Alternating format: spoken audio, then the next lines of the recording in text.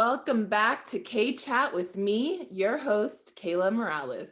We chat all things from love to business to spirituality and health and wellness and everything in between. This is a space of growth, understanding, and meaningful connection. And I'm so excited to share this episode with you all. So let's get to chatting. Today's guest is a makeup artist and a creative living her most authentic, best life. I am so deeply inspired by her truth talks and the honesty she brings to her social media space. Today, we are talking spirituality and artistic evolution with none Ugh. other than Ruth Torres. What? What's up, girl? How's it going? um, I'm so happy. I'm so happy to be here. I'm so happy to have this platform to connect with you. And I haven't seen you since we It's been years. graduated. I mean, Oh man, it's been I years. think It's sad. let's just throw a number: 5 years, 4 years. Yeah, I don't yeah. even know. Some cool number, but the power of social media and the power of people living out their passions. That's Yeah, what connected us, right? I think yeah. you saw something in me, and I saw something in your artistry, and it was like, let's make a sandwich. Yeah. And now we get to we get to create something together. It's gonna be good. I mean, before we started recording, we're having such a juicy conversation.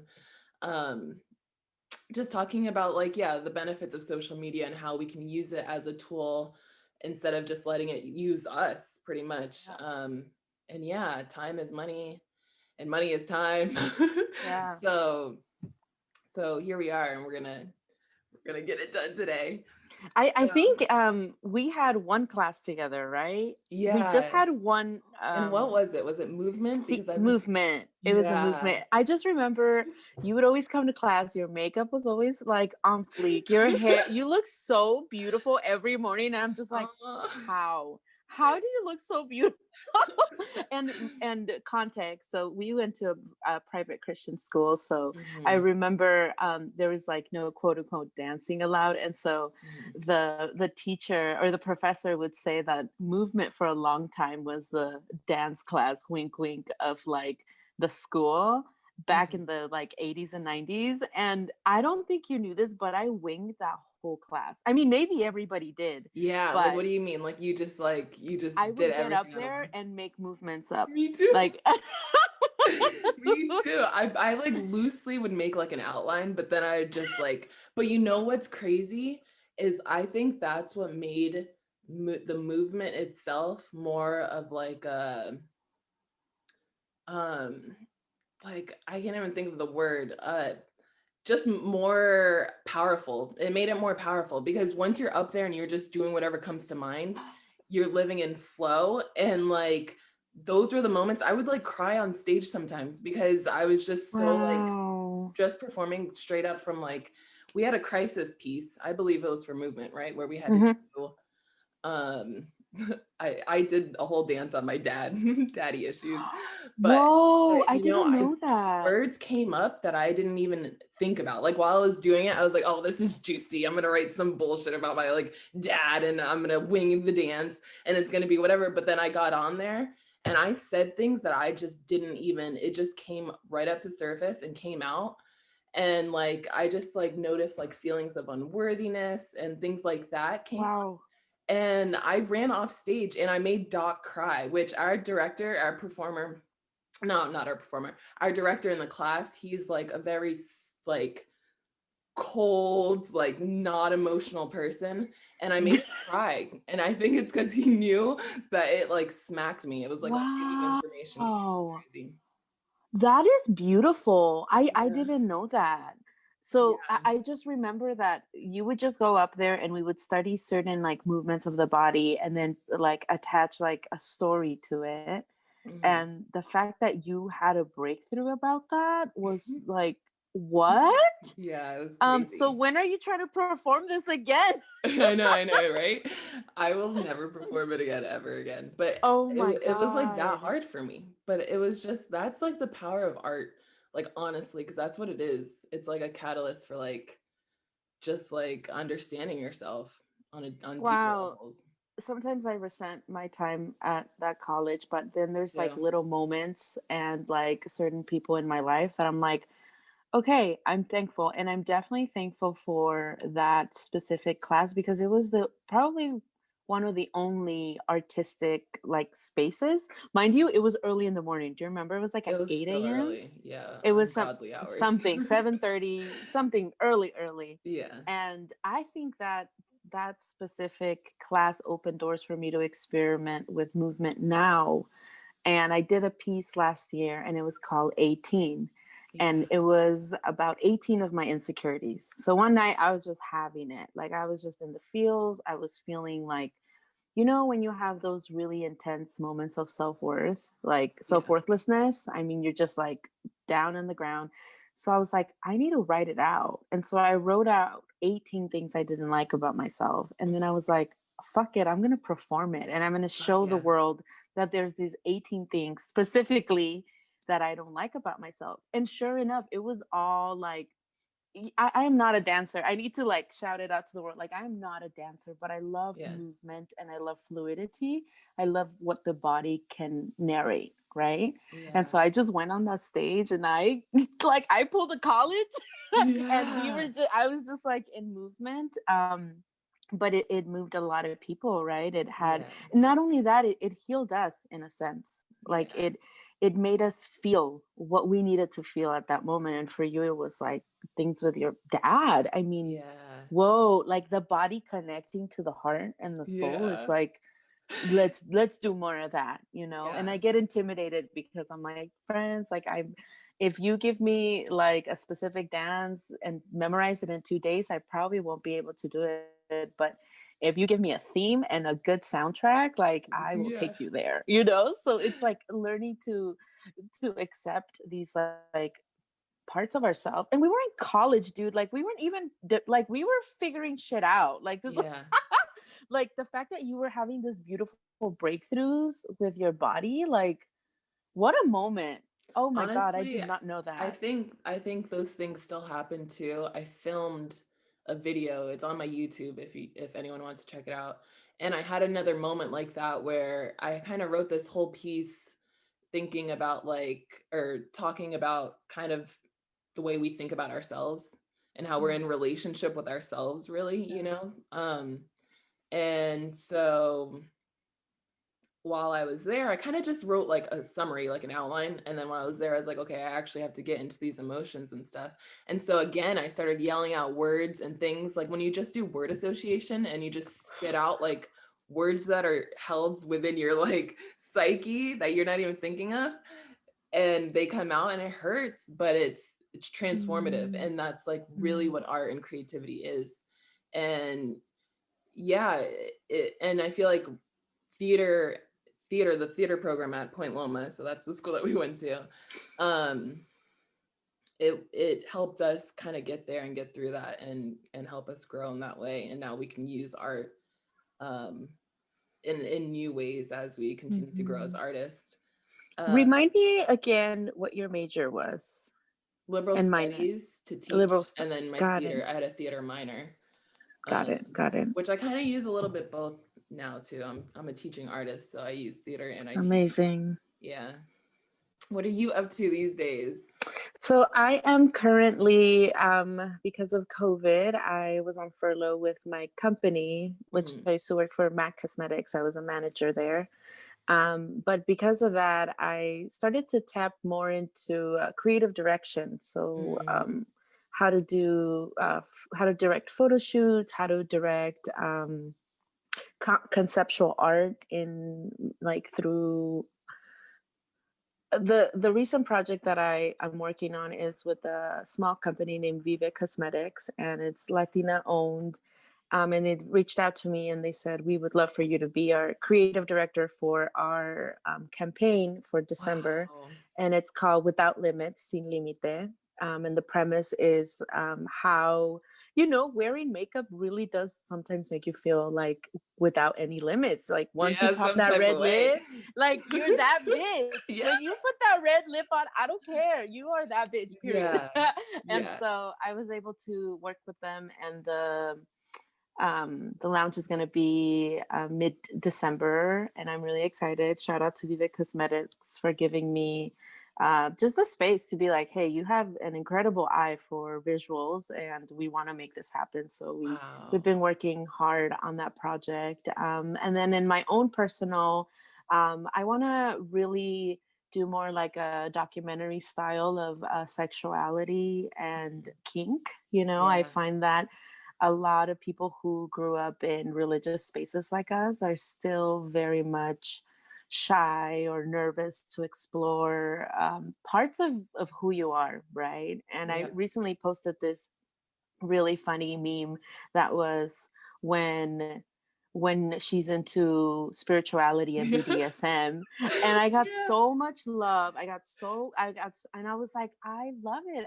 And because I didn't even think that that was something people were into, Related to. and I'm Yeah. like, no, I know all the church kids are freaks. Like, Yeah. come on now, Say come it on. loud. Like, Say it's it proud. time. It's like it's time. It's time that we normalize it, right? Yeah. It's time to heal um, from the things that we grew up with in a culture that we grew up in. So background on me, I grew up Yes. in a very Latina Mexican household. Um, and I grew up in the Church of the Nazarene, which Mhm. is all I've known my whole life, right? Super Nazarene. And I'm trying to think how I can even describe Nazarene culture as a whole, because it's, and the best way I can do it is just very traditional Mhm. Christianity, Yeah, um, conservative. conservative. That's how Yeah. I would narrow it down. Mhm. And yeah, that's all. I was hardcore in the purity movement. You know, I was supposed to kiss the person I married, and I had my purity ring. And actually, random I had one fact, I too. didn't. You did? Yeah, I had one too for a little. It was like a ring that represented that. Yeah. Yeah, it was the symbolism, right? Of Yeah, like, yeah. sexuality or virginity, and always putting virginity as the top thing in your Actually, I life. have a question for you Yeah. regarding that. So, I don't know how to word it. Do you feel like there have has been, and if this is too personal, obviously you don't have to answer anything. I can edit it out, whatever. But do you ever just feel like you held virginity to such a high standard that you also have intimacy issues, not just sexually, but like intimacy issues, just like even opening up to someone? Yeah, Yeah, 100%. isn't that And like just the crazy? reality that intimacy is not just sexual, and that Yes. I right? And that I I grew didn't, up, yeah. I didn't really. they're like almost two separate things, and I was like, wait, I in my mind intimacy was Yeah, sexual, intimacy and is then everything.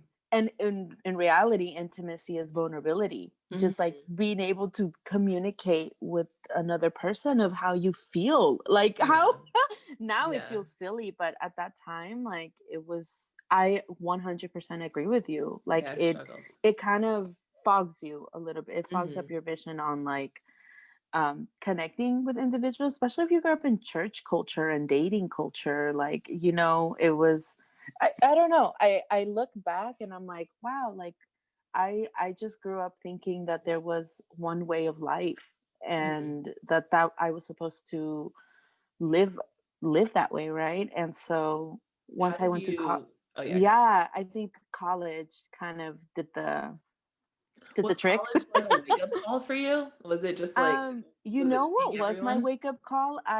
Before I went to Point Loma, I was at Citrus College. So I was at community college, and I Mhm. studied abroad in Spain. Okay. And so when I studied abroad, I think that was when like my world was rocked, when I met people who weren't religious and had so much more kindness and Mhm. love to Yeah. offer than like people at church. And I was like, wait, Yeah. I don't get it. I don't get it. Yeah. And so that was like my baby, like, wait, there's something off here. And then going to Point Loma, I think the people that I surrounded myself with really started to shift. And then Mhm. after Point Loma, I traveled. So I did backpacking, and I lived in a monastery. So that in Sick. fact, What? I want to I hear lived in about a that. yeah, I lived in a monastery with nuns in Germany, Wow. and I was out there for 3 months, and which is so ironic, right? Like what? Like Yeah, so random but sick. I was already kind of cracking the shelf of belief, and I was really Mhm. questioning. And so I ended up in a monastery, and that was one of the most spiritual moments that I had, because if you know anything about monastic practices, I they're don't. very rigid with their schedule, right? So they have Mhm. a schedule set every day, and their big thing is hospitality and discipline. Okay. So every morning, right, you wake up, you do prayer, and then you have breakfast, and then you have prayer, and then you have free time, and then you have prayer again, and then dinner, and then you call it a day, right? So Wow. that was my life every day. And I would work. So I would like pick up berries from their freaking beautiful garden. I Wow. would dust windows, right? So any type of labor work I would like do, because it was an exchange. They provided a place for me to eat and sleep, and I would do like labor work. Yeah. And in that time, I met a gay woman who was like, she was so proud to be a lesbian and Catholic. And I had never met somebody who was like proud to love God and be gay like that. You Yeah. know, she was like very open. And clearly, I mean, physically, she was like gorgeous butch woman, Mhm. but she was like, I love God, you know, in Yeah. her beautiful German. She's like, I love God, you know? And I Oh, was like, yeah. wow, like I'm so intrigued that there's a way like that. To me, up to that point, was like unheard of. Like, how does Yeah. this, what? And I remember the first night I got to the monastery, it was her and this older man. And they were like, so where are you from? Clearly, I don't look German, right? I look like I'm from some other part. So I'm like, hey, I'm Mexican. I'm from Los Angeles. And they're like, what are you doing here? Like, you're in Germany, and mind you, this monastery in Germany, okay, everybody, like if you Google it, you're not even gonna believe it, because it's in a forest. Like there's one Wow. road, and you have to walk through that road to get to the monastery, and there's like a little village, maybe like 5 minutes out, but it's like it's straight up out of a film, right? And so I walked there with my suitcases, like all like, you know, out of breath and stuff, and they host me. I settle into my room, and then they're like, we want to welcome you with the beer. So we go into the bottom of a monastery, and there's like a hidden little cave, and they have all these like beer So and cool. wines, and I was like, what the fuck is my life right now? Like, I don't understand, but I love it. um and we're like drinking beer, and we're like talking about, you know, why I'm here, who I am, and they're telling me more about who they are, and we start talking about gender and faith, right? Like how it will be impossible for there to be a woman as a pope, right? And like beautiful conversations of like, mind you, I grew up Christian. I'm learning more about the Catholic faith, right? So I'm like, Yeah. wow, I don't know much about this. So I just sat there, and then the next morning I wake up to go to church, and it turns out that the older man was actually the priest. I just didn't Oh, know wow. that. Yeah.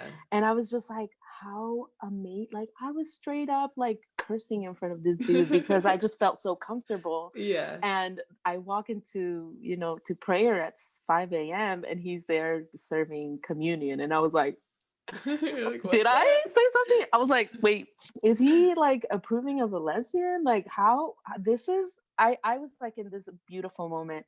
And Yeah. in that time in the monastery was when my, I was like, okay, I'm a queer girl. Like I was like, this whole time, I feel like I had stuffed it inside, and going to a Yeah. Christian university didn't allow me to explore that at all. Hmm. Even though all my friends were gay, even though I was an ally with all the queer kids at Point Loma, Yeah. and I started like a little baby club there about gender justice. Yes. The time in the monastery was just like, oh yeah, like this is just who I am, and Hmm. I tell that to people, that I felt alive for the first time, and I felt normal. You know, I was like, Wow. I'm normal, and like there hasn't been anything wrong with me. It's just this is a part that I never accepted of myself. And so then coming from Germany, um, I I came back home, and I think that's when like Ruth and Truth was born, and I was like, Yeah. whoa, like there is a world that people live in that's hurting them. Whether it's like, something you grew up in, a relationship, a dynamic. And that's when I was like, I wanted to use what I had to say and what I had experienced into like a larger like platform. And I just started to, do Tuesday Truths with Ruth and Truth, and like and just show more of myself and my personality to the world, of Yeah. just like I think what clicked for me is just like these hidden parts of ourselves that we hide or that we're ashamed of. And I don't want to live like that anymore, girl. Like I don't want to. And that's a choice that I have to actively, like, I have to work on that every Yeah, day, work on it. right? And that Yeah. comes with like, I signed up for therapy, and that like was the best thing I've ever done. I encourage Good for anybody you. who hasn't done therapy to like Heck dive yeah. into that trauma, dive into it, because Too. it find language for it, find patterns of like your own behavior of like what's happening for me, like Yeah. why do I hold anger a certain way, why does my body hold anger a certain way. Yeah. So I had trouble even just I think therapy helped me with like labeling what I was actually feeling, because I guess for so long I would like mislabel. I would just always be like, "Oh, I'm so annoyed. Oh, I'm so annoyed." But reality, I mm, was like sad, angry, like happy, like, but I would just mark it off as annoyed. So yeah, just like helped me really understand which emotions I was feeling and like name them categorize them and and category. put a Yeah, name on them so I could then heal them, right? Like we yeah, can't just heal it if it's always all one thing. yeah, Um, let's go deeper into what it was like being a Latina in a predominantly white Christian college. absolutely. Yeah, I which I also feel like really, I'm like, I really want to hear your yeah, I have experience. some I'm dumb just like, shit that has happened to me. I feel like really bad. oh my But goodness. but you know what was the biggest thing at Point Loma for me is when I went there, for anyone listening, it's the population of Black people at Point Loma is very small, let alone people of color in general. But so I went there and I was the only Black girl in most of my friend groups. Wow. So I was then picking up on what other people would feel about me. And a lot of people one girl in particular would always just be like, "Oh, I'm so scared of Kayla. Oh, I'm so scared of Kayla." But I had never done anything for her to Wow. be scared of me, The angry except Black girl narrative. Oh, exactly. So then wow. I picked up that narrative. I started like playing into it subconsciously, which then it came to surface. Like I would honestly just be so rude to people. I would yell at people. My first Mm, roommate, I literally had to apologize to her years later because I was just so like angry. And I was only angry because other people are putting that on me. So I'm like, "Oh, you're scared of mm, me? Okay, I'm gonna give you a reason to be scared of me. I'm gonna be a bitch. um that's like one of the biggest ways it affected me, like mentally and subconsciously, that I didn't even realize till like years later, that I was like playing into this narrative just cuz yeah, I was like surrounded by it. yeah, and Isn't I it think that crazy? you don't like notice those things until you're out of those environments, Yeah, yeah, right? You're like, you kind of become normalized to them. They kind of become your reality. And I think that's what was so hard. And I tell people, and it's hard to say that, but I tell people I didn't thrive at Point Loma. I learned to survive. mm-hmm. Like that was the reality Yeah, with like, just because it's such like not even just white culture, it's like Point Loma, it's its own culture. it's its own little It's culture. its own Yeah. little world. On top you got like surfer people and Christianity Yeah. popped in there, and like Some and weird like stuff. mediocre, you know anyway. But I think for me, when it would I'm trying to think, the I think the hardest moments were probably in class, when I was sitting down and it was like nobody was citating brown and black people, right? Like in like English classes or Yeah. sociology classes. Like, great. It was all like, like your generic Karl Marx, but we never looked into the lens of like Black and brown work, right? So even the Mm. things we were learning, it was right good, but it was never about people of color and the realities of people of color, right? And I had a teacher, a sociology teacher, and he was the only man of color. He was Filipino. And what is his name, Mr. Trinidad, he ended up being like a little savior for all the people of color in the sociology department, because he just understood it, right? And Yeah. every day we would walk into class, and like, I feel like he's the reason why I didn't drop out.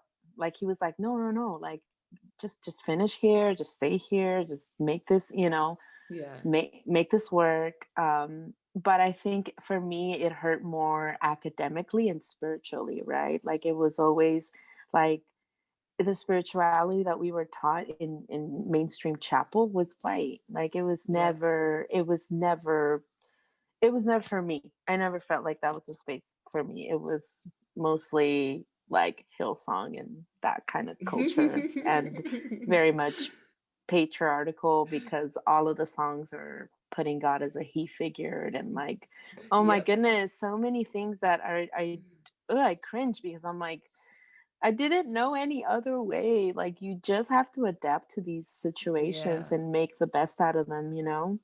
And on top of that, I did mission trips, girl. Like, Oh wow. It's I was okay. deep. I was deep into saving people's souls. Oh my god, I'm so embarrassed. I'm so sorry. It's Whoever's okay. listening, I'm so sorry. But I was deep into mission trips, Yeah. and I went to China, and I went to India, and I did an internship for youth group in Hawaii, and I'm thankful for those opportunities. But like, Mhm. wow, the reasoning was off, right? Like, it Yeah. was always to preach about this white Jesus figure, Mhm. and that's all that mattered. Yeah.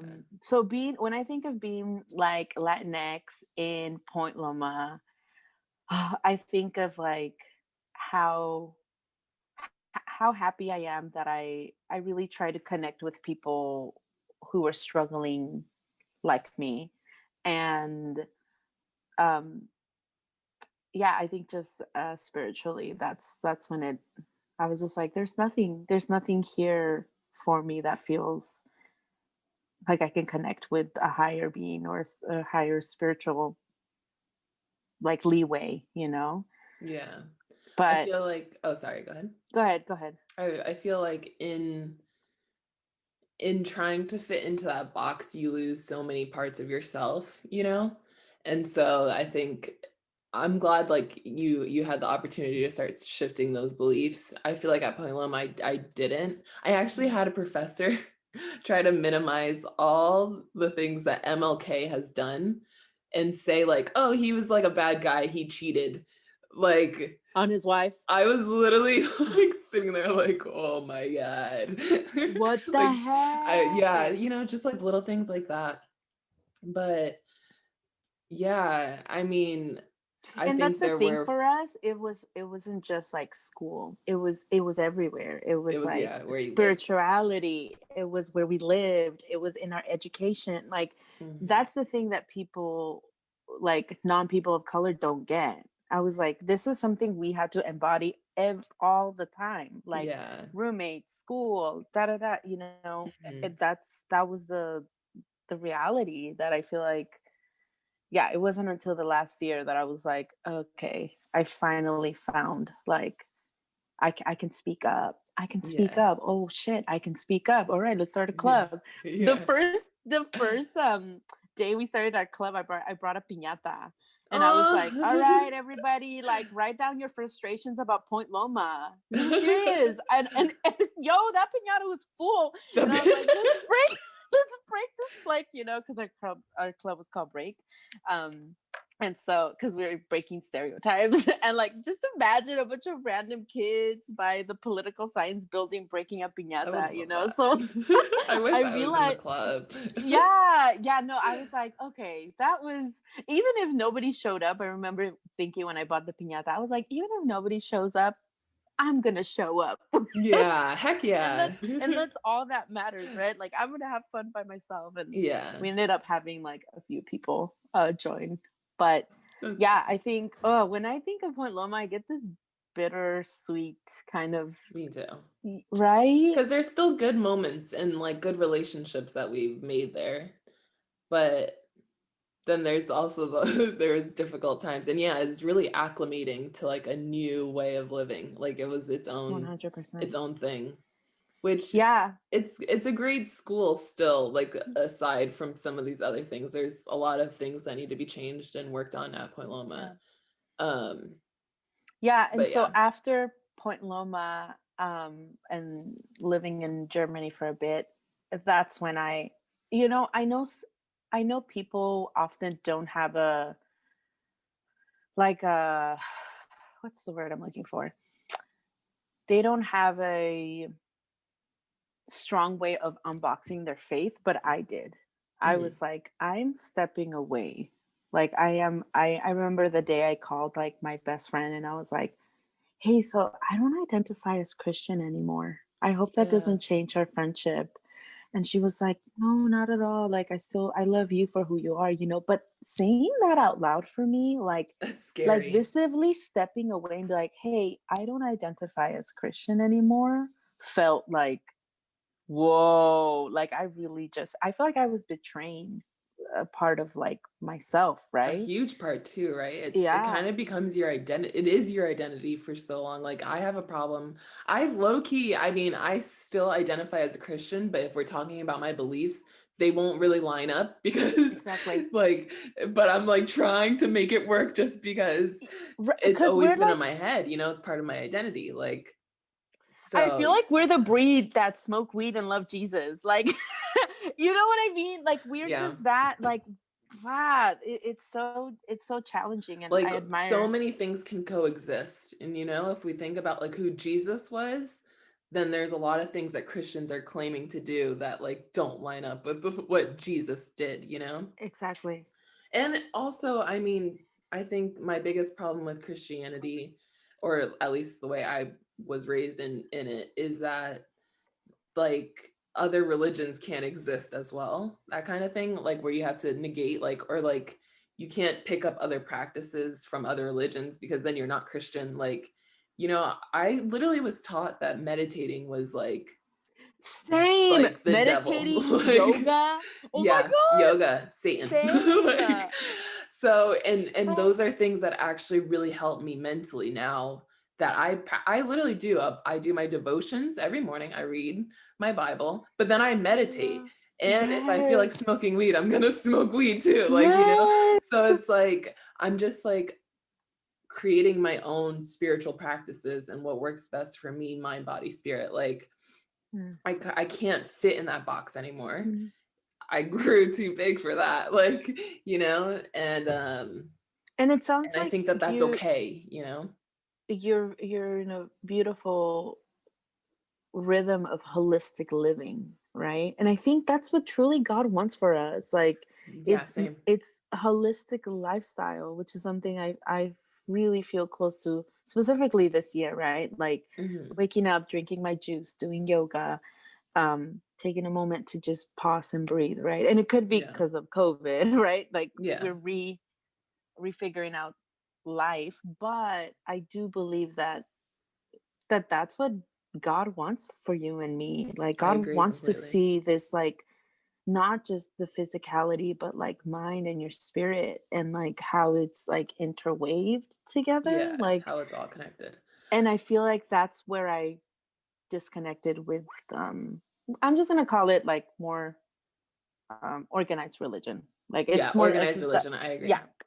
it's just a different trajectory, right? Hmm. um but I that makes me so happy, right? That there's us, that we're almost reshaping and re-narrating what faith looks like, right? That we Yeah. are the people who read the Bible and take a hit, Yeah. and have sex, Hello. Yeah. And talk about having sex. Like, Yes. let's talk about having sex. I don't understand why we can't talk about this huge part of our Yes. lives. Like, and not only Yes. is it a huge part of our lives, it's the one reason, it's the one thing we are made to do. Like, Yes. but yeah. No, I mean, no, and I think that undoing the shame of that, because in the post that I posted recently, that's I had a lot of people, specifically like people who I went to college with, were yeah. like, Ruth, like this shame thing is hard. And I'm like, I know, because it can come as a form of, like you said, intimacy, communicating your needs, your sexual Yeah. needs, like not being able to, or putting somebody else's pleasure before yours, Yeah. or having to shut up in an uncomfortable whatever sexual act or something like that, right? So it's like layered. And when I encourage people to speak their truth, is it's really bold, because Mm. sometimes you literally physically can't, like you're just Yeah. like my body's telling me no, but I can't get the words, Yeah. to say it sometimes. So I feel like you give me so much courage and hope for that, right? That we are still, like, we believe in a greater universe, Mhm. God, cosmic vibration. Yeah. That's where I identify, right? Yeah. Jesus, spirit. And it doesn't take away any less how my faith is developing than somebody who is an organized Yeah. religion, Yeah. Yeah. And I think it's like a lot about freedom of choice and free will, and like creating our own spiritual practices so that we don't depend so much on religion. Like, I think we're just like outgrowing that as a collective. Like, I think we're outgrowing the idea of like those kind of structures. Um yeah, I don't know. That's just what I think. and that makes me happy. That Me gives me too. hope, because I think, for if we're paving the way for Generation X or Generation Z or Mhm. whoever, right? Like, I think that we're putting in the work to show that there is like a bridge, like there is a healthy way to do spirituality, faith, sexuality, because I feel like we were the kids who had the effect on, like, purity and, Yeah. marriage ideologies, Mhm. and yeah, very nuclear America Christianity. That's how I want to Yeah. put it. Like, it's very nuclear. It all goes to, like, marriage, family, kids, college, job, house, da da Yeah. da da da. Right, all these, like, structures, which are great, but they're not for everybody. Yeah, and they're not for everybody. Everyone doesn't fit into those boxes. And it's okay if you don't. Like, that's And it's okay like, if you don't. Yeah, because I feel like for so long I think like I struggled with my own identity. Like, I just like myself, because I felt like, okay, if I didn't fit in the box, then I don't exist. Like, like I have to fit oof. in one of these boxes. There's not like a third option, but in reality, there's always a third option. Like, And it's like, there's even always if you you make, can make a box. Like, but even when you make your own box, it feels empty. It feels lonely, because yeah, it's like, oh shit, like, oh, okay, I have to build this for myself. So how do yeah, I do this? And for me, building that is like having these really crucial conversations of, like, our bodies, and, mhm, like, celebrating who we are. And for me, is always celebrating being fat. Like, I want fat people to feel like they are desired and loved, like, yeah. right? And so that's like my, oh, that's my passion, like. How did you get there? Like, I feel like that's another part of Point Loma that I kind of struggled with, is there's this like very Eurocentric, everyone's Oh skinny yes. and beautiful and like straight hair and blue eyes and literally like models. Like, how do you deal with like your self-image when you're surrounded by literally the shit that you've been like brainwashed with? Now Yes. you're surrounded by it. Yes. And like, also the male version of that too. It's Barbie and Ken. Like, it's hundreds of Barbies and Kens. Like, and you're like, Yeah. you're not Barbie and Ken. So what do you do?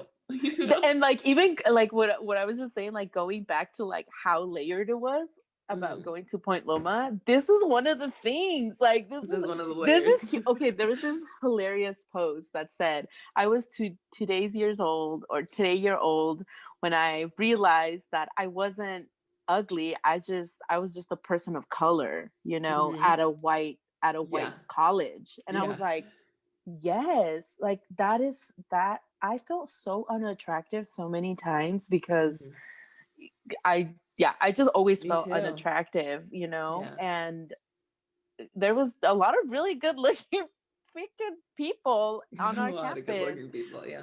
Yeah, so I think that there's but I think it was also like there was really people out there trying to ring by spring it, right? Like there's still like a Huge culture. marriage push on everyone. It's Yes, crazy. like marriage was one of The the goal. like, It's literally your goal. Yeah. yeah. I Yeah. think for me, I started to talk to other fat people on campus, Hmm. and of course they were white fat folks, but I think it gave me that like, okay, like I'm not the only one. So Hmm. I always seeked. I always that's been something that I learned is my strength. Like I'm always seeking, like, wait, I can't be the only one. So I remember having conversations with like a friend about just feeling yeah, just like the self-esteem piece of just like even basic stuff like going to Target and not being able to find cute things, or the thrift store, like, Yeah. right? Like those spaces never felt like we belonged Hmm. to them. Like I never felt like I was trendy in that sense. But I felt like I just connected with different people who were like equally feeling ugly. Hmm. Oh geez, that sounds terrible, girl. But No, no. like I get it though. Yeah. yeah, I would just connect with people like just feeling undesired, like you're not attractive. Hmm. That I remember the first time I bought those really Point Loma sandals. What are they called? Crocs? Crocs or like Birks. Birks. Birks. Yeah. I Oh, bought you got them. some Birks. Yo, that's when I was You're like, really oh sipping the no. Kool-Aid. I was like, what the fuck am I doing? You're Like, officially I'm officially, like, if you had one of these bottles, one of these, a hydro hydro cells, flask. Yeah. a hydro flask, and you had Burks, like, you have been You're baptized. it. Oh, and flannel. I'm done.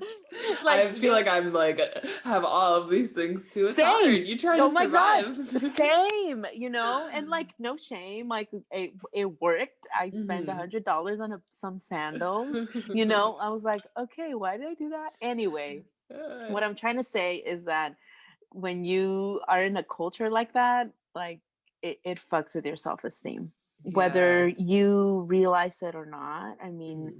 just like not feeling attractive or being a minority. And yeah, I think that the first time that somebody found me attractive, like legit outside of Point Loma, I was like, who paid you? Like who told you to tell me Oh these things? yeah. Like Yeah. That how is really sad that the sad. self-doubt kind of kicked in. Like, I don't believe you, because that hasn't been my reality for the past 4 or 5 years. Yeah. So I think recognizing and breaking from that Yeah. like narrative. Mold. Hmm. Yeah, we really do have to. I think of us like ice and breaking from that mold that, nobody Yeah. was telling us these lies, but that's the problem. Like, we were just in a culture that Yeah. made that the reality. Yeah, it's like a Um, nonverbal thing. It's whispers in your ear. It really does, because obviously if we're both feeling this way and we've never talked about it, like so true. it's in the air, you know? Yeah, and it was intimidating too. Like, oh my God, like these girls are up at 5 in the morning running. Like, I'm gonna go get a breakfast burrito. Like, Yeah. right? Like Yeah. there is a heavy culture of fitness as well that Hmm. just didn't help being fat, brown, and queer. Like that's literally the worst mix at Point Loma that you can be, Yeah. you know, like Yeah. you don't like it just, and I wasn't even aware of my sexuality at the time. I didn't know.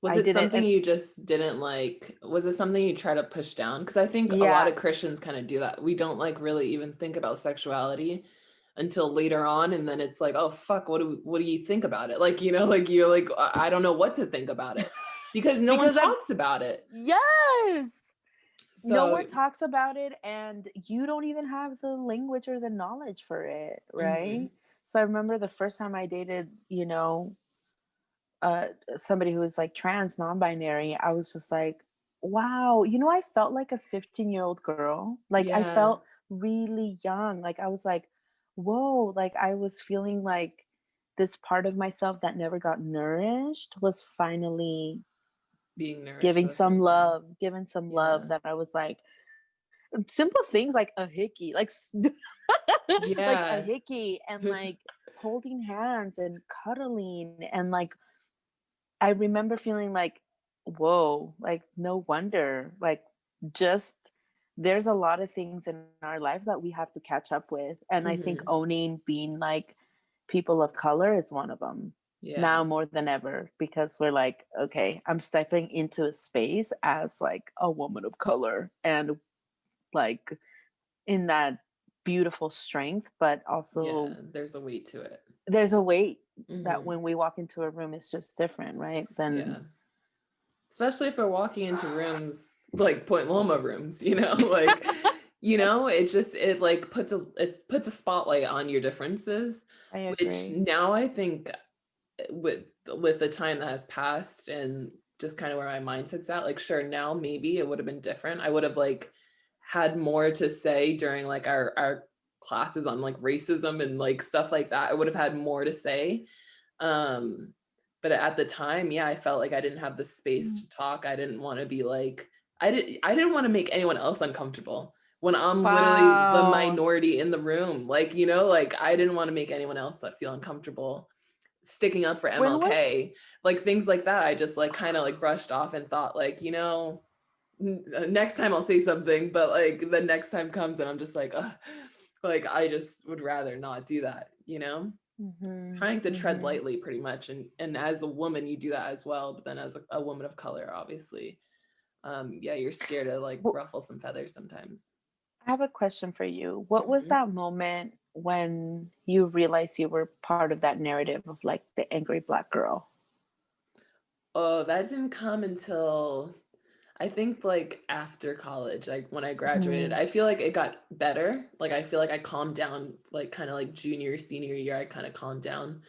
But I think freshman and sophomore year, I was really like just extra like bitchy for no reason really. And I think it was because like Mm. so many people would be like, oh, I'm so scared of Kayla, and then I'd be like, what are you scared of? Like I haven't given you anything to be scared of. Like, so I think, yeah, and once I realized that and I just thought about how I treated some people, I felt like Mm.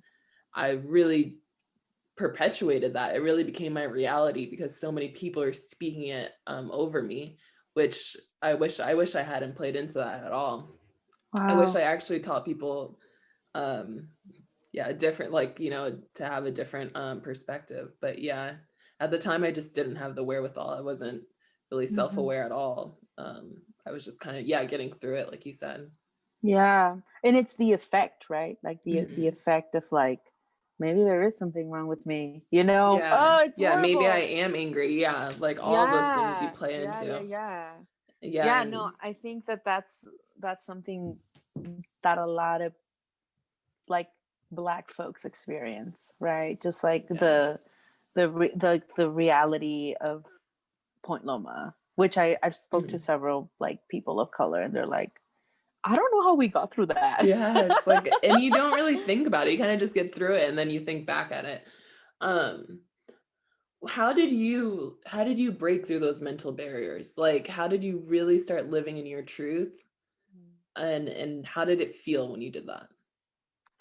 Um, I don't want to glamorize it. I think this is Mm, one of the questions that I could easily just tell you to like you know, be yourself wherever you go.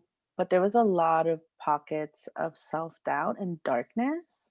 And up until COVID, I feel like I'm still practicing how to be kind to myself. And I do struggle with mental health. I have pretty bad episodes of depression, and that's something Same. that I want to be vocal about, and not Good. feel ashamed of like, no, there's days where I can't wake up and shower and eat. Like Mm. it's just there's been heavier swings, and um I think I respect those times when they happen.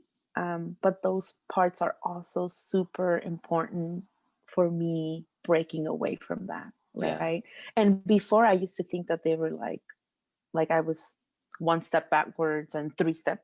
I mean, one step Yeah. backwards and three steps forward. You Yeah. know what I'm saying? I know what you're saying.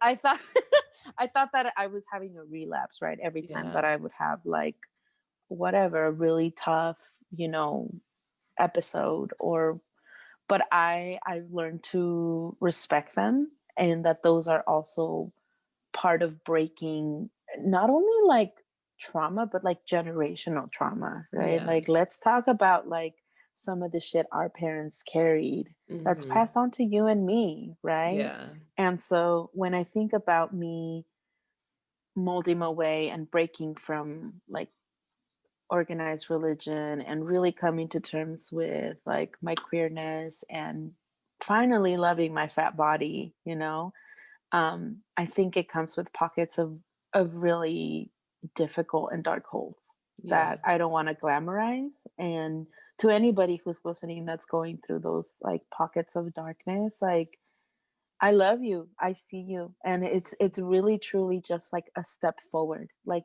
don't beat yourself up because you're not backtracking anything. Hmm. If anything, when you allow for the depression to just be what it needs to be, you now have acknowledgement of it, and you can continue growing and developing, you know? Yeah. And that's something that I really do try to live by. Like I try to I also just hate like shallow fake happiness because it Yeah. doesn't last long, right? It doesn't have longevity to it, right? So Yeah. when I think of like people who are working towards breaking generational trauma and healing, it's also not beating yourself up for the really nasty, dark moments in your life where self doubt comes in, Yeah. where self deprecation kicks in. I mean, Hmm. it's not pretty over here, you guys. I'm going to let you into that in my life. Like, It gets dark and scary. And I think that was really responsible, like socially responsible of you to share, because I think so many times like there's this, especially in Christianity, but in general, there's this like always have to fake it until you make it kind of thing, like always being positive. It's toxic positivity. It's like a thing. But there's this always like you have to be smiling and okay in order to be spiritual or religious, when that's not the case. That those things can coexist with emotions and depression and darkness as well. All of those things can coexist. I think sometimes we think in order to be woke or spiritual or religious, you have to always have a smile on your face, when that's just not the case at all. And yeah. it's dangerous to think like that. And I think we grew up in that. I Mm, think that's what I mean with like breaking that generational thing. Like you don't talk mhm. about things, you like stuff them underneath, Yeah. or you know, the conversations are too awkward or the confrontations are difficult. But I think that that's something that I've learned to honor. I'm like, Yeah. okay, I'm feeling it today, and I'm no less of a person, and I'm no less like it doesn't take away that I'm still living my truth in this moment, you Yep. know? And that's a responsibility too that we have to own up to, right? Yeah. And I, because of therapy, and I for the first time I started taking antidepressants, and I was scared, I was like, I've heard not good things about these things. Yeah. um, but really taking it in and learning from the experience of like, no, this is just a step to get to Where we want the to be. next whatever the next thing in your life is, you know, Yeah. and like normalizing that. Like you don't have to be happy go getter all the time. Like Yeah. that's not, It's and you not don't own that. sustainable. It's not sustainable. You don't own it to anybody to be that, Yeah. right? Yeah. Like, no, you get to have your moment, and Mm. then there's like this quote that somebody shared with me: "Wherever you go, bring yourself also."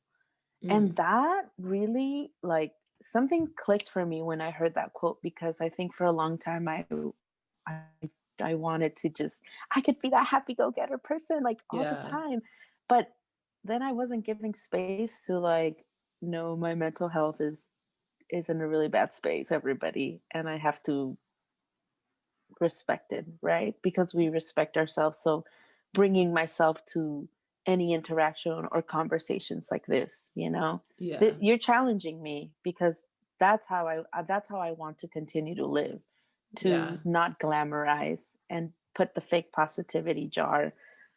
I'm fine, I'm amazing, I'm a badass, right? Because you Yeah. are, but you could still feel like shit. Yeah, you could, yeah, those things can coexist. I think yeah, I feel like that was like, not to make everything really back to college, but I think that was part of religion I really had to let go of, was that I don't have to be passive or kind all the time. And not, I'm a pretty kind person, I would say, but I don't have to be polite all the time. And I don't have to do all Yes. those extra, I don't have to jump through those extra hoops or anything in order to be uh, more religious or anything. And I think that's actually another topic I would like to talk about, is kind of the competitiveness of it all. Like, I don't know if you felt that, but I feel like me being religious for a long time and spiritual, I guess, is kind of a competition where like, who could be the most religious or who could be like the best person, when those things also do not exist. Like, like we're all sinners. Like we're all like and we're all on our own path and like journey. So those things just will never like they don't hold any weight. There is no competition. Like, you can only be better than yourself, really, Mm. and work towards, yeah, the best version of yourself. But I think that was hard for me to understand. I think for a long time Yeah. I was like religious competing, like just trying to have the best face, which then negated like any of my mental health and stuff, like my sadness or my anger. Like, those things couldn't exist for me trying to be the best Christian, like, like it just didn't exist together. So I would negate those things. Did you feel like that about like your mental health? Are those things that you shared, or? Yeah, no, I think this is, I'm when you were talking, it took me back to trying to like upwind people, but for me it Yeah. was more in the like purity culture, because I Yeah. hadn't kissed anybody. Oh yeah, you I were winning, hadn't huh?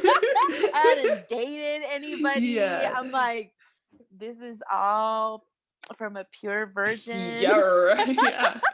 You know, and like Yes. I think of like how many people I hurt in the process of like me trying to be this thing, right? Mhm. I think of like, I have a friend who I still keep in touch with, who we grew up in youth group, and she was like, Ruth, that was like really hurtful. Like you would always look down on me because I got whatever, my nose pierced, or Mm. I got my first tattoo. Like I had a really negative demeanor towards people, right? Yeah. To upwind myself because it was the only sense of approval. That's what Yeah. it comes down to, right? Like Mhm. often growing up, like I was just looking for approval somewhere, right? Mhm. Specifically with like the purity and sexuality, and like the more pure you are, the like higher you are to God. Yeah, yeah. What the heck? It's like a Now I video think the game. opposite. I'm I like, the know. dirtier you're making macaroni pot, like the higher you are to heaven. The Like, dirty you're making macaroni. Yeah, it's scary. It's like, it's a real like thing. And honestly, still to this day, there's little things I like kind of don't do, just because it's not even that I don't do it. It's like, I think twice about it, and it's because I'm like still trying to play this like either the purity game in my head or like am I like, and it gets, yeah, it gets dangerous. It's like a dangerous way of thinking, I think. Do you think that for you it was a sense of approval? I think it was just like I th- I think it was just like an outline for how to live for so long for me that I thought if I didn't live within that outline, something like crazy would happen, like I'd go to hell, Yeah. like, Yes. so I'm like, oh Oh my my, gosh. But honestly, yes. and now it seems funny, but like I never really thought of hell like that, but that's what it came down to. Like when I Yeah. think about it now, it's like I just always thought there is levels and there's a game to be played and I'm competing with other people. But I think that the competition part of things just came from being a child and trying to compete with other children kind of thing. Yeah. So as I grew older, it just became more of a religious competition. Yeah. And And also I, I go yeah, ahead. go ahead. Go ahead. I think it was like a competition between me and my siblings too. Like I was always the good kid, so I was like trying to be the best kid all the time. But then it like ended up screwing me over because I took it into real life. And yeah, And I honestly, could that see didn't that. stop until recently. Wow. Yeah, I think even now sometimes I still struggle with thinking like, oh, I'm more spiritual than this person, or I'm like, that's like something that comes up, and I'm always like, no, Kayla, clear your ego, Like shut bring up, it, that's just let's not bring it true. down. Yeah, But I I also have think to. it comes with big personality.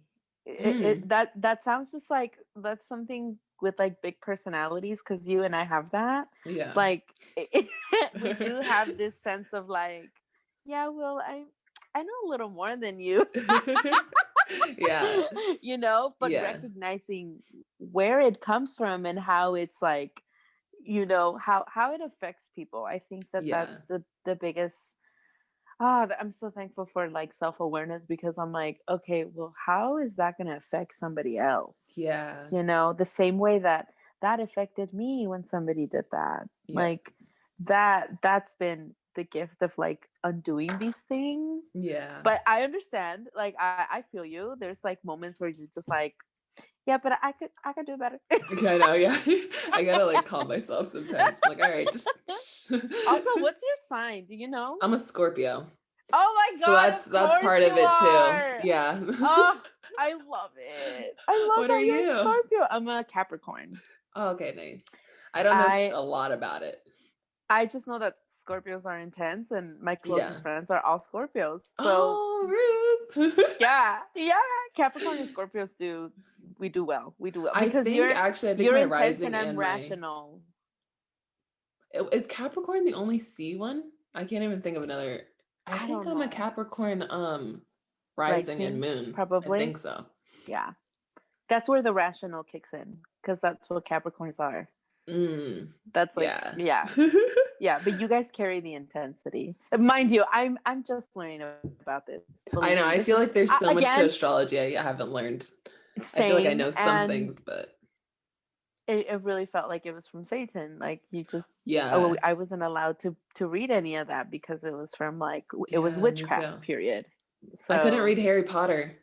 I same. couldn't read Harry Potter. Oh, when I told people that, I was like, you guys don't get it. Like this was. Yeah. I couldn't read Harry Potter. I've never seen The Lion, the Witch, and the Wardrobe.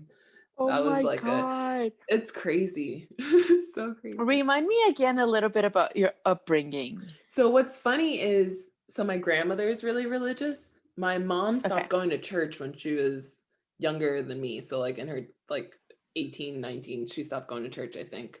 So she herself, she believes in God, but she's a little more spiritual than religious. And then I decided to start going to church by myself in high school. And Wow. yeah, and I actually was vegetarian in high school too. I was really just trying to figure things out. And religion was kind of like I stuck on one religion. I've always been pretty interested in Buddhism, though I haven't learned that much about it, but that's like I think Wow. that's closer to my beliefs now. Yeah. I still have learning to do, but I just want to learn about all religions, which for a while that was like that's Satan. Like, you can't learn about other religions. Like, God forbid Yeah. you read any of these other like really great texts. Like that was just something that's not heard of. How do you stay grounded and centered in like yourself now and like balance out those thoughts? So I have taken a completely different practice now. So Mhm. I started doing Reiki. Nice. And Reiki is essentially, to break it down for anybody who's not familiar. So Reiki is energy work. And so you have somebody who essentially scans your chakras and your alignment. And there's certain parts of your body that hold more pain or trauma. And so it's just energy work. So, right. So, like releasing any type of like anger or releasing sadness or doubt or whatever it is you're experiencing. So, it's a form of meditation. And so I got connected with someone, and Reiki has been part of like my like a ritual as well Mhm. as breath work. And breath work is essentially meditation, but with purpose. So if Mhm. to me it feels like a party of a prayer. Like that's what I really do believe, that's what I agree. Jesus intended prayer to be, is breath Mhm. work. And breath work is awesome because it's super cool. You learn so much about your body and the way you're breathing and how your thoughts work. Like it's just beautiful. Like it's really amazing how like your mind can go to like the North Pole, but you ended up you can bring it back. Yeah. You can really center yourself. And then on top of that, yeah, I just started to get more into like mystical and just like third eye world, like Yeah. more mystic, more um what's the word that I'm trying to say? I kind of feel like that's I think a lot of the and I could be wrong, but I think a lot of it leans a little bit more towards science too. Like I think I used to think Yes. science was like whoa, like it was Yes. never said it was bad, but it's also low key like just something I just kind of marked off. I Yes. actually reached out to one of my professors from Point Loma, um Smalchenbach. I can't pronounce his last name, but anyways, he back when we like the first day of class, he said like he's a chemist. He taught chemistry, and he was like, I believe in science and all this stuff, but I also have this faith. And if you guys ever have any questions about my testimony or about my story or how I believe all these things like coexist, um, email me. And so I emailed him recently, and he kind of gave me a breakdown of his testimony and stuff. But in general, I just think I'm more interested in science and yeah, some mysticism too. But I think just like learning more about history and other stories and religions and science are all the things that I kind of like blocked out as a Christian living in this box that I was built. I Mm-hmm. thought those things were kind of bad for some reason. Yeah, and I think that you nailed it. I think the science aspect of things, like how things go from theory to physical form, is Hmm. what makes God so vivid in my life. Like, I'm like, Yeah. I am so passionate about this because I find that there's like, yeah, again, it's just more of the things that we didn't grow up hearing. And Yeah. so finding the language and the understanding for ourselves is it's part of the grounding work, Yeah, I it kind of think. connects the dots.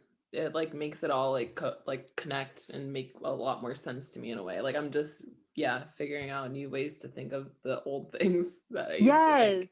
Yes. So Yeah. I guess I would say that what keeps me grounded right now is probably learning more about, it's funny that it's called new age because I don't think it's new at all. Yeah, I think it's it's very it's old. it's very old, it's like Very old ancient. traditional stuff.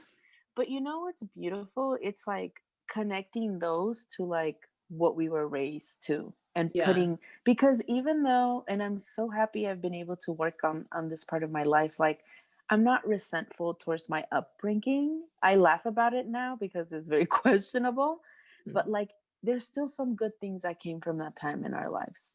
Yeah. Like we are who we are because of those moments, Yeah. right? And I And think it so, taught self-discipline in a way, like which is just kind of helpful to have, especially if you want to like right? work or create your own stuff as a creative.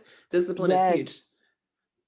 Yes. And so I think like learning, taking the good that happened in that time and merging into, for me, like this new age is Mhm. exactly where I'm at. And like, I don't know if there's a space of arrival, but I know that whatever it is I'm searching for, that I'm really comfortable and happy with, it's like really powerful because Yeah.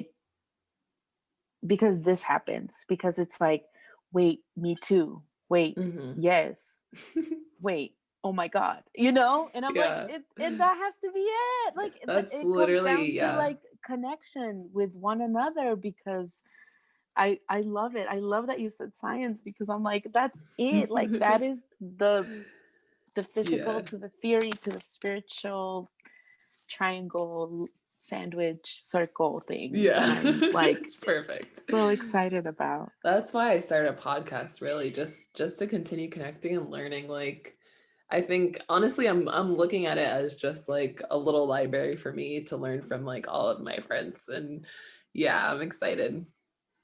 Um, how do you keep yourself creative and creating through like dry spells?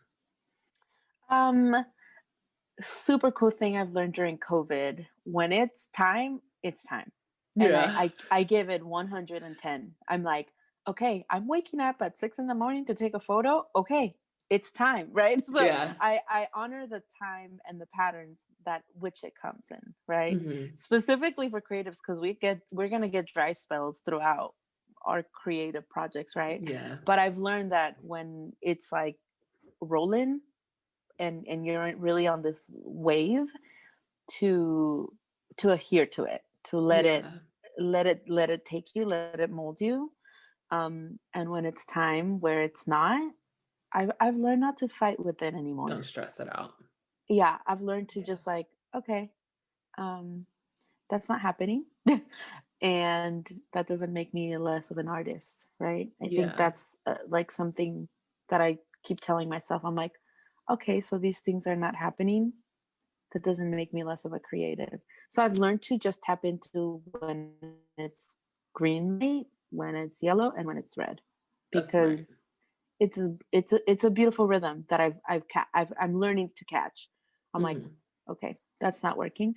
And that when it's dry spell season, it's probably dry spell creatively, but it's probably thriving in other areas. It could Yeah. be in a relationship, it could be cooking, it could be me falling in love with plants, right? So even perspective outside of that, that when it's dry land, it's there's actually richness somewhere else, Yeah. right?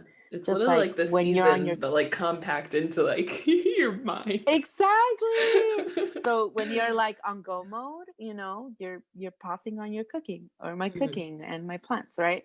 So learning that the dry seasons come with fulfillment in other areas, and like being happy and present with them as they come.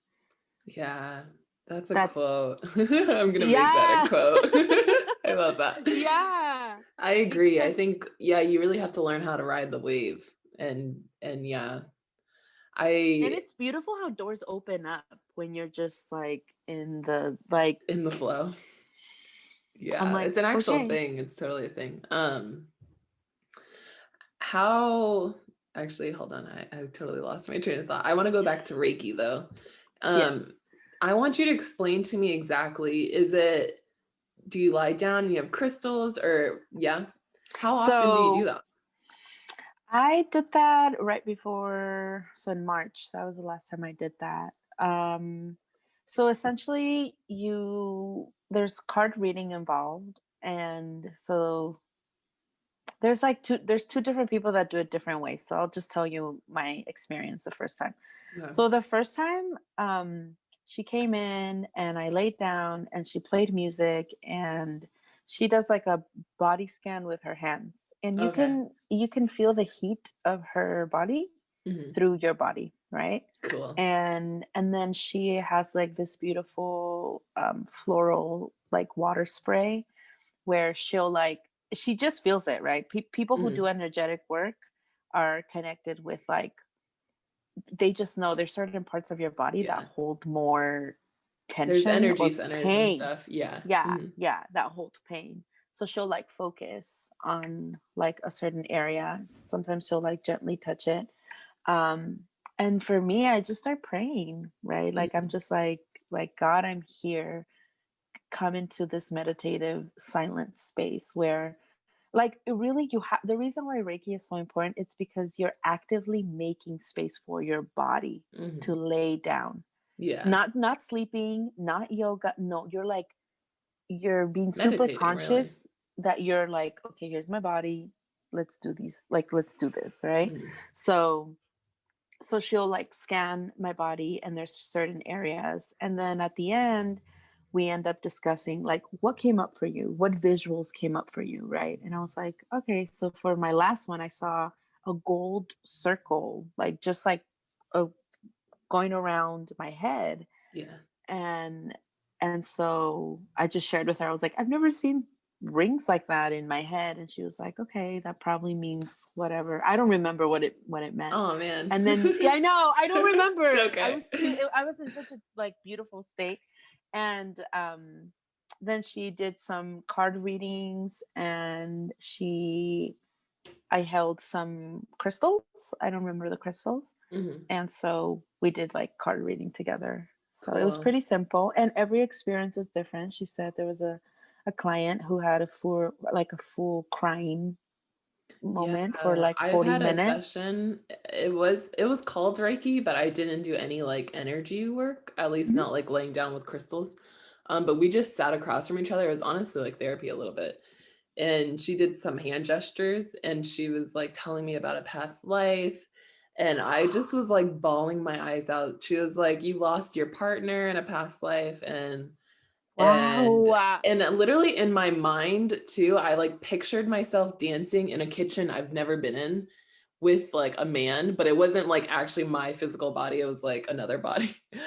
But yeah, no, it was trippy AF, but I was just bawling my eyes out, and it really, whether it was true or not, like there are people that might be like, "Oh, it wasn't a past life." Maybe it wasn't, but it Yeah. cleared out whatever I needed to clear out.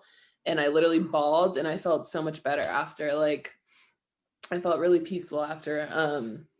So that was cool. And that in itself is kind of like energy work too. Like whenever you cry and like release things Wow. like yawning and stuff. I'm so Um, happy that yeah. you're in the same like, That's you why we're know, talking, man. That's why we're talking. That's how that wow. works. Wow. That Yeah. is so that's something that I don't normally share with people, but I just wanted to share Yeah. that with you. And Oh, thank wow, that you. is so beautiful because, Yeah, it was cool. I think Also that cupping and acupuncture. same. Oh Yeah. my, That, ooh, same. I love it. I love it. Oh my God. Wow. Yeah. We're okay. Okay. Okay. I That's feel that's it. what it is when like you're on the same frequency with someone that's like, everything just Wow. starts to like resonate. Acupuncture changed my life.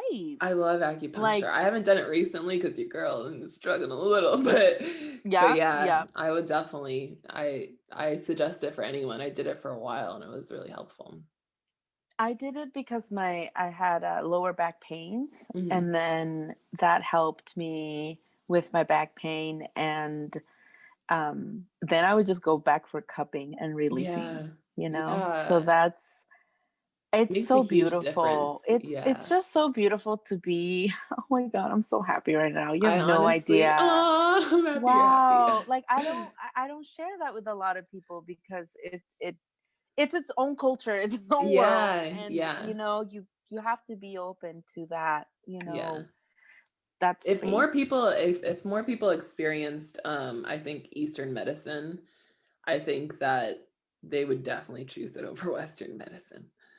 Yeah, I I think agree. so. I think you just feel more aligned, which I guess is the purpose, but literally, you literally feel more aligned and you just feel better in your body. So, Well, I think it goes back to you and I really want to live a holistic life. Like it's mhm, not just the spirituality, it's the physical, and Reiki is a physical form, mhm. and acupuncture and cupping, and Yeah.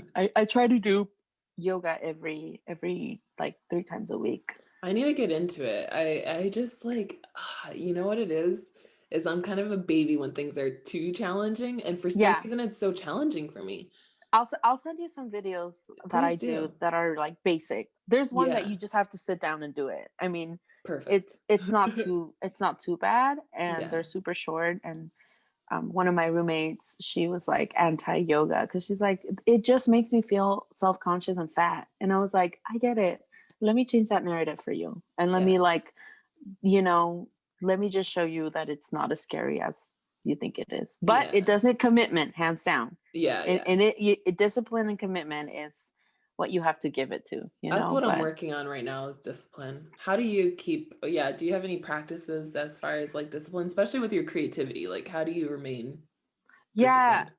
so I think going back to the when the wave is rolling, Mm-hmm. I really try to make that the priority, and like creating certain time slots to make art. And then the second thing is a morning routine. Not even morning routine, just like seriously drinking juices, doing yoga, just starting my Yeah. day with like, and the video today was like 13 minutes. It wasn't even anything Yeah. wild, right? It was like 13 minutes of like sitting down and then making my juice, right? And just starting my day with that starts things rolling, you That know? sounds lovely. That sounds so Right. And then nice. just like I want to get to a space where it just becomes like the same way we get up and pee, right? Habit. Yeah. It's just the habit. It's just you get up, you do the thing, and you keep going, right? Yeah. So I think I'm learning how to not beat myself up when those days don't come.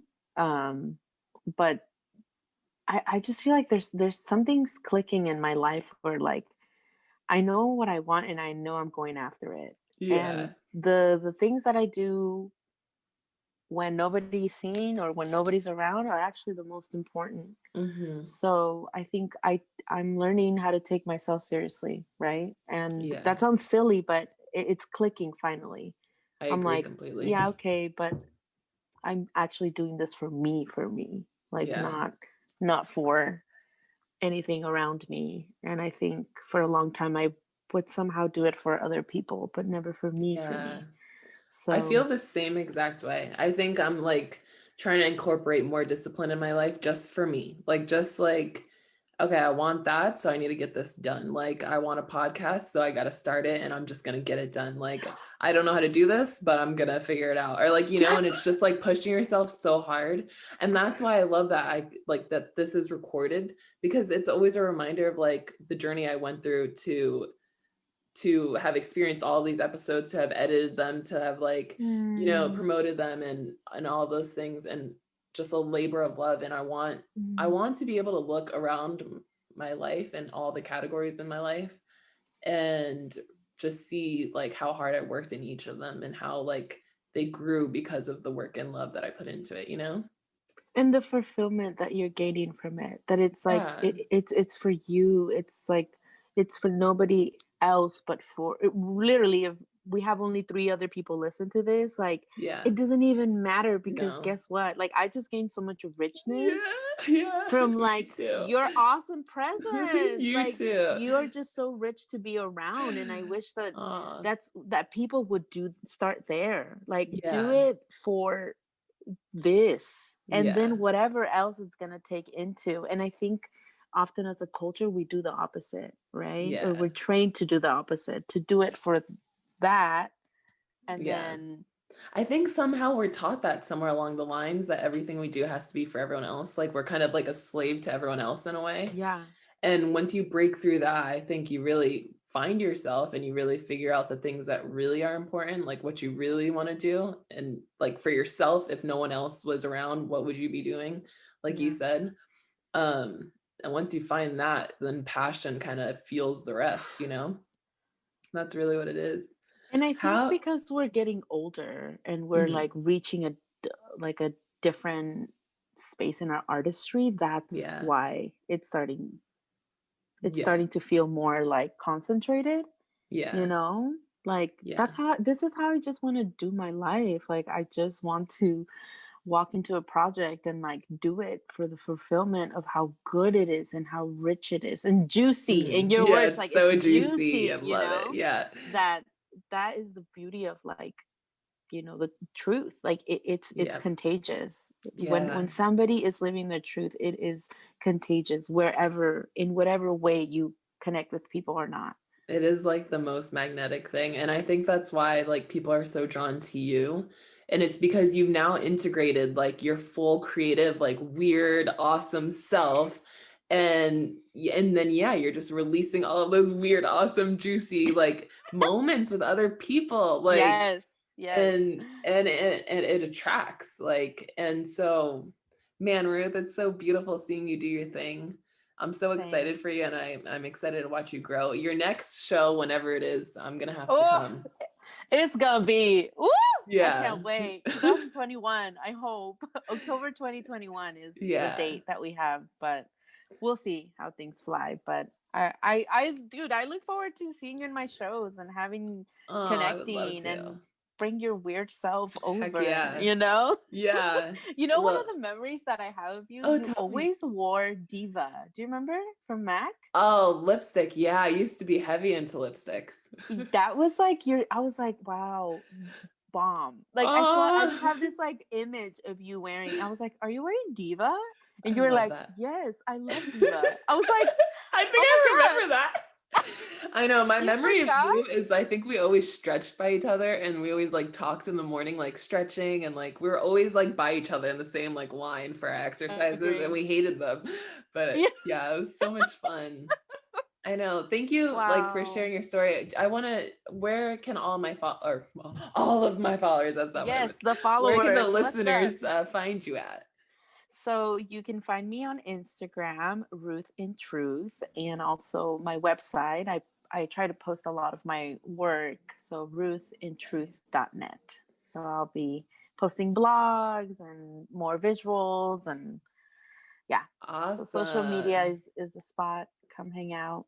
Yeah, she's amazing. She's always sharing her beautiful self, and it's so fun. Honestly, your dances like literally hype me up. Like I want to start dancing myself. Like I just love I have it. I not love seeing it. received a tagged video. I am a little I know. salty. I haven't seen you shake the It's booty. because I'm still shy AF. See, that's part of the mental barriers I'm still breaking from Point Loma. I don't really dance like, definitely not on camera. I'll dance it like dance to go out or something. But yeah, that's one of those things I have to break through. I'm working on it. You are Black Girl Magic. It is Oh, time. thank you. You're right. Dancing is part of the resistance. Maybe you'll get one next week. Okay. We'll Just a see. little, Just Okay, I love and you also so you much. don't have to dance. Remember, you just do movement. Just move with the flow Yeah. of See, things. could you imagine I'm on like doing like push? No one would know what it is, but you would know. Yeah, like float. Yo, I don't know, but your pieces were bomb because your Oh, body thank type you. is beautiful. So you could do certain movement that like, No, do anyone you still can. have your folder? Your folder of like the final that we had to do? I might. Oh, like our journal. Yeah, I have the journal. I literally wrote one sentence, like one word on every page, and then I handed it in as if it's a completed journal. It's crazy. Well, thank you so much. Yeah, This was a this was gift. good. This was This good. was a I'm gonna stop gift. recording. Thank you so much.